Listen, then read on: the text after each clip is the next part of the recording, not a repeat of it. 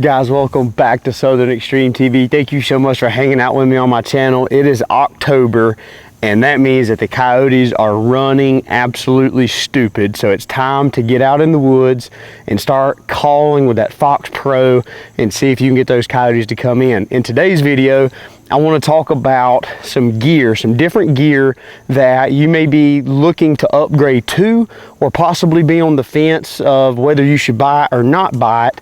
And I want to dive into a couple different products today and kind of tell you about them and why I think it has genuinely helped our hunting success rate here in our home state.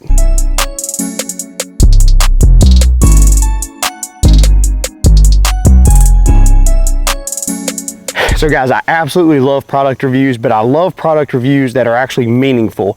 And what I mean by that is reviews that revolve around gear that we actually use every single day when we're out there in the field. And to kind of go down the list of important stuff. You know, you want to start out with some type of call, whether it be hand calls or electronic call. I would say the majority of people out there today are using some type of electronic caller, either by Fox Pro, Lucky Duck. There's a wide range of them out there. We are very, very partial to Fox Pro. You can run a bunch of different calls through the Fox Pro e-callers, including MFK sounds, which are absolutely fantastic. So let's kind of start through that. Once you get your electronic call and you know how you're going to be calling, the next step is kind of, how do you want to actually harvest these coyotes? And I want to dive into some of the gear that we're using, specifically geared towards nighttime hunting. Now, if you're hunting during the daytime or you're shotgunning, maybe out in Texas or out west, some of this gear might not quite apply to you. But if you're getting into the nighttime hunting, or maybe you're already in nighttime hunting, I think these are going to be some awesome tools that can help put some more coyotes in the back of your truck. The first thing I want to talk about is obviously what we're doing the absolute knocking down with, and that includes the Rock River Arms 243. Guffey is running the 6.5 Creedmoor by Rock River Arms, which is a fantastic caliber. And the reason that I want to mention this is way back when, if you've been following the channel, we actually used to run a AR-15 platform, and we shot 55 grain 223 bullets. And what we found was that we ran into having a lot of runners. We would hit coyotes, they'd be good shots, but they would still run 100 to 200 yards away, and the blood trail was very, very difficult to try to follow those coyotes. So we transitioned from the 223 round over to the 6.5 Grendel, which is still on the AR-15 platform, and the Grendel's a fantastic round. However, once you start getting beyond 300 yards, from a practicality standpoint on a thermal imaging scope, that's where it kind of fell off the radar in our books. When we started traveling out of state and doing some hunts where we had a lot larger fields, then we wanted to be able to have that ballistics of an AR-10 or a faster bullet, to where that 0 to 400 shot, the drop is not that drastic in comparison to that 6.5 Grendel. So swapping over to the 243 and the 6.5 Creedmoor on an AR-10 platform was one of the hands down greatest decisions that we've ever made. Now obviously Rock River makes a fantastic rifle. They make them in a lot of different calibers as well. So head on over to Rock River, check those guys out, give them a call. If you're looking to upgrade your AR-15 or you're looking to just purchase a rifle, I highly recommend going with the AR platform rifle. Follow-up shots are a lot faster, and go with Rock River Arms on an AR-10 and get a fast, heavier bullet, and you're going to be sure to really knock those coyotes right there in their tracks. So we've covered the rifle. I want to talk about what we're using to set on top of the rifle. Now for years we have used ATN. And ATN's, in my personal opinion, ATN makes a fantastic scope because they're budget friendly, they're budget oriented, and they help get you into the outdoors, and they help get you into the woods hunting coyotes on a budget. But obviously where a product meets budget, there are some shortfallings, and you can find shortfallings with every single product out there. But for the last 2 seasons, me and Guffey have changed over to Pulsar, and specifically Guffey is running the XP50 through Pulsar, which is a really, really nice scope. It's their 640 version. He is running the non-LRF, and by LRF I mean laser rangefinder. Fantastic scope. On this specific gun with the 243, I am running the XG 650 LRF, and what that means is it is the 640 version. It has the LRF, which has the laser rangefinder built in, which is absolutely fantastic, because when we start going and we're hunting these properties that we're not familiar with, or possibly traveling out of state, knowing exactly how far that coyote is a very big deal, versus judging their body size and judging how far we think they might be. I can actually range this coyote, I can read it to all my guys in my hunting party, and we can make a very accurate shot at coyotes well beyond 300 yards. Now, sometimes we hit them, sometimes we don't, but at least we know how far those coyotes are. The clarity with the Pulsar has been a really big upgrade as well. Now, every thermal, because they're not optical, when you zoom in, they're going to get grainy to an extent. However, this XG has been fantastic on its highest magnification of still retaining that clarity and still being able to hold on target and making good, accurate, clean shots. There's another feature with the Pulsar that I really like that a lot of other thermal manufacturers offer, that's a little bit of a change from the ATN, is the picture-in-picture mode. For example, we hunt a lot of really small fields here in my home state of North Carolina, so sometimes a coyote just pops out straight in front of us and we don't have time to reach up there and adjust a zoom dial or click in or do a graduated zoom. We need to get onto the coyote, get the gun off safety, and take a very quick and accurate shot, and that picture-in-picture mode allows us to do that. And then when we have those extended shots that are 300, 400, 500 yards away, where we have a lot of time to really settle, we can swap out of that PIP and bring it into a more full zoomed in picture to where we can take a lot more accurate and a lot more detailed shots. So just that coupled in itself has been a huge game changer over the last season and a half to 2 seasons for us. There's been a lot of dogs that we've been able to get really fast follow-up shots on, and we've been able to take some really far shots with these scopes as well, and they've performed absolutely flawless. If you're in the market looking for a thermal, you don't necessarily have to go with this XG with the 640.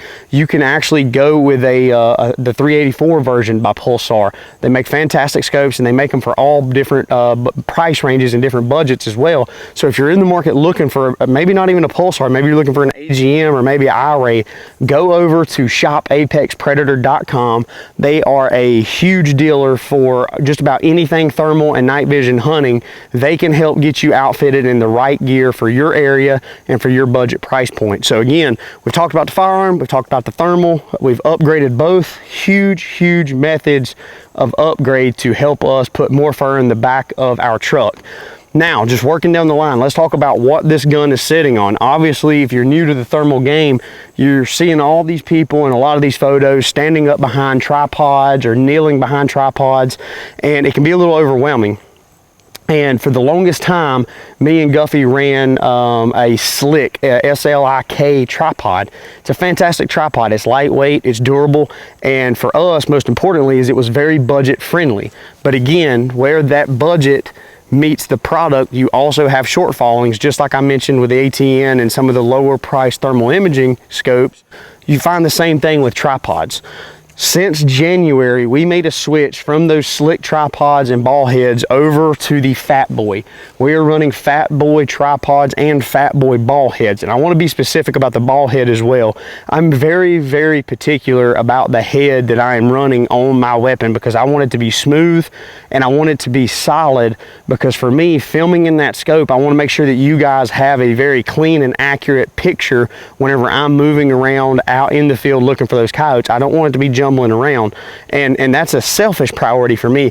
But the biggest priority is I need it to be stable for when I'm taking shots at coyotes, which is probably what you guys are interested in. Now, I want to talk about the actual price point of the Fat Boy tripods. They're actually today running a sale on their 2-piece. I've got the 3-piece here. Guffey has the 2-piece. So they've actually come down on their prices, which is fantastic. But this is an expensive tripod. Whenever you start getting into the carbon fiber, really beefy, really sturdy, high quality tripods, you're getting into an expensive product. But again, with the quality, there comes a step above everything else on the market. Now, there's other manufacturers out there that makes really good tripods and shooting system. Two Vets is one name brand. I think Warrior Tripods is a new one on the market. Fat Boy was the one that we decided to go with, and we've been super excited with it.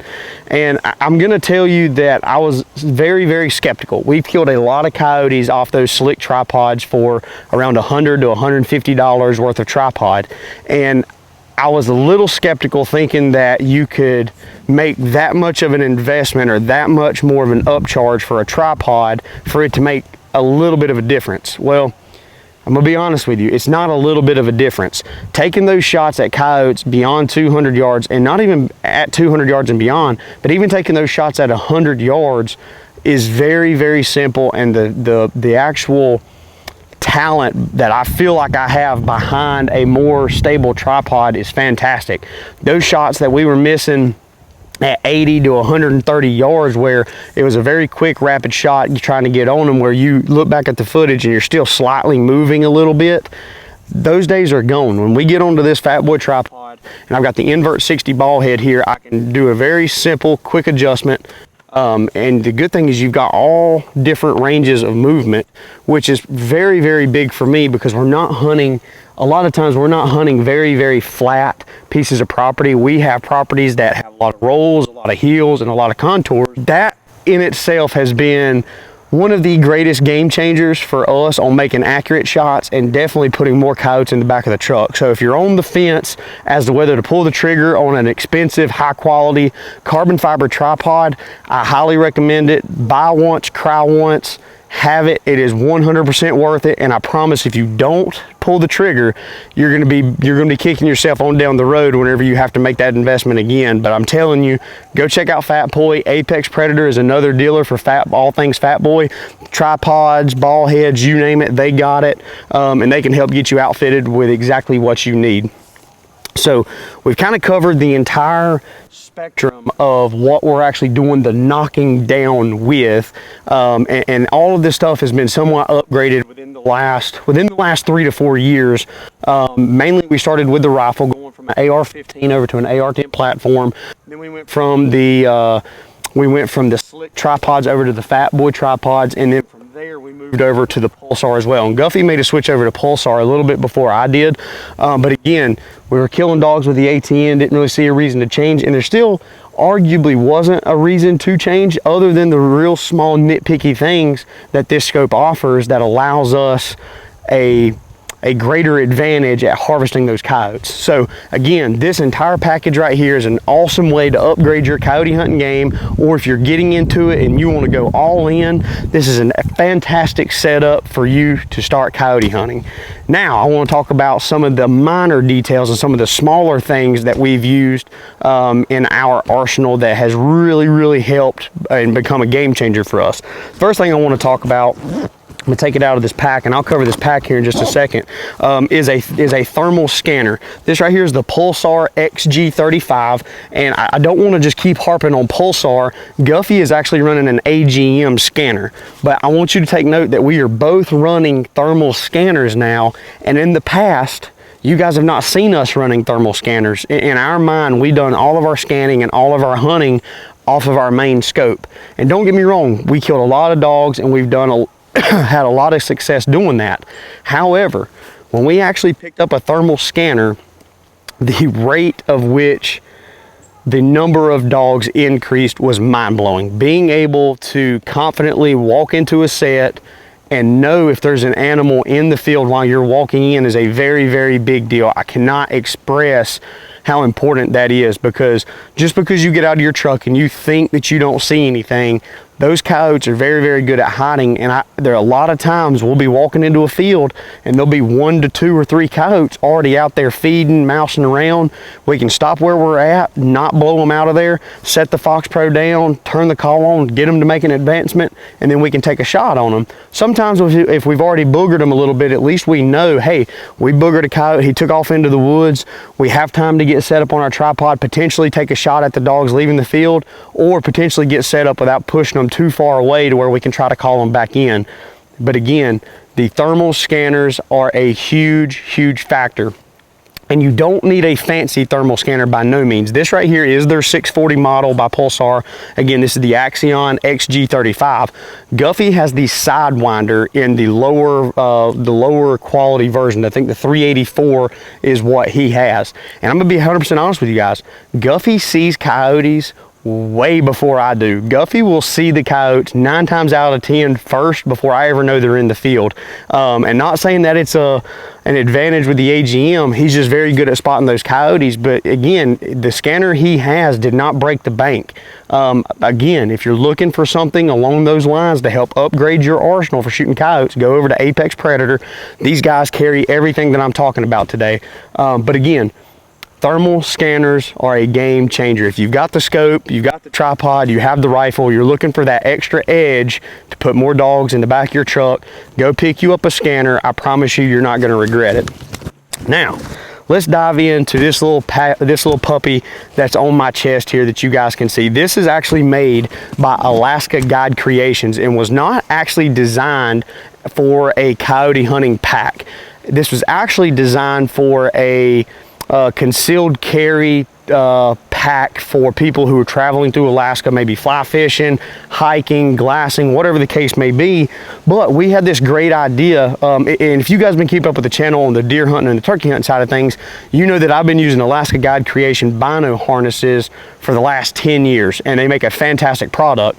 Well, when I seen them release this pack, I basically reached out and said, listen, I have a awesome way that we can utilize those chest packs, and it's for something that they're not even thinking about, and it's for coyote hunting. Again, I just showed you that I had my thermal right here, and then I've also got my remote as well. What is fantastic about that is a lot of times when you're walking, I know you guys can hear this, these things, these plastic, the metal, everything beats and bangs and clashes and swings all over the place. With this chest pack, I'm able to safely and securely put my scanner and my remote right here on my chest, and I'm going into the woods. Everything is stationary, nothing's banging around, clanking around, and everything is right here at my chest. Very easy to access and very easy to deploy.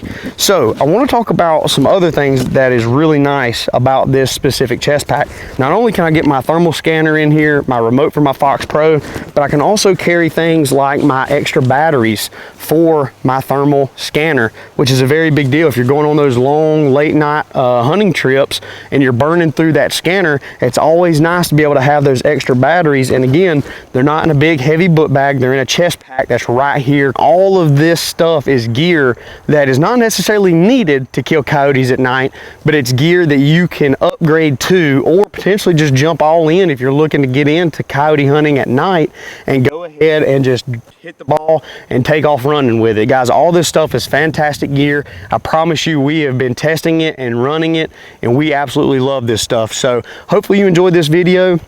It means the absolute world to me that you're taking the time out of your day to watch what I got going on this channel. If you enjoyed this video, make sure you share it and make sure you subscribe. We are trying to grow this thing to 100,000 subscribers, so every click gets me one step closer to that end goal. Thanks for hanging out. I'll see you guys on the next episode.